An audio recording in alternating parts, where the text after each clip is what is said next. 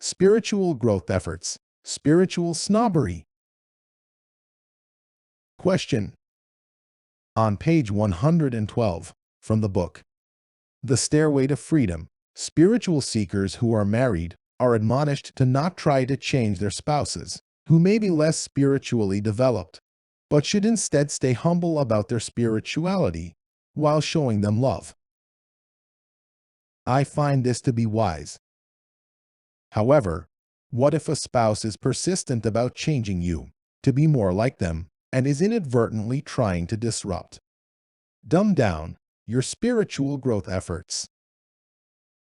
How can or should a loving spiritual seeker handle this situation, besides the obvious loving prayers and wishes, that is?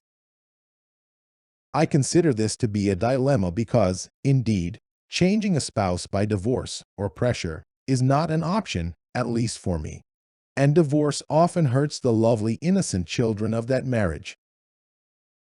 Should one, for the sake of peace in a marriage, accept to put their spiritual development on hold?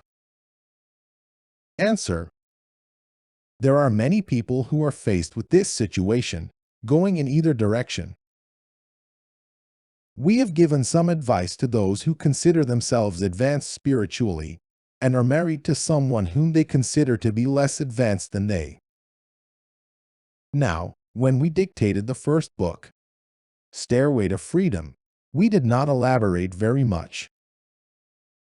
We now hope, in view of the information more recently disseminated, that people can see that levels of spirituality are endless, and the degree of light shining from any person incarnate who considers himself spiritually advanced compared to the blazing light of God itself is minimal.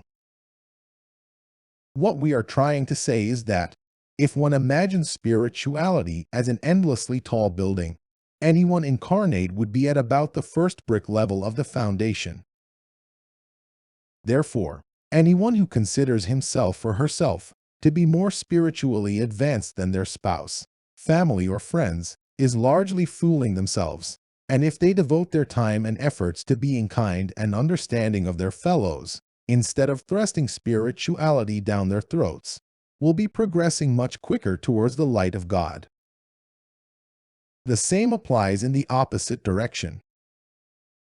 Neither person is very spiritually advanced, and so, for the length of this short incarnation, compared to all eternity, it is not worth battling who is the most spiritually advanced, when there is barely an iota of difference between the two.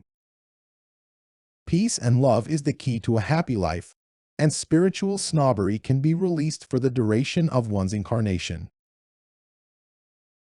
So, don't worry about who is the most spiritually advanced.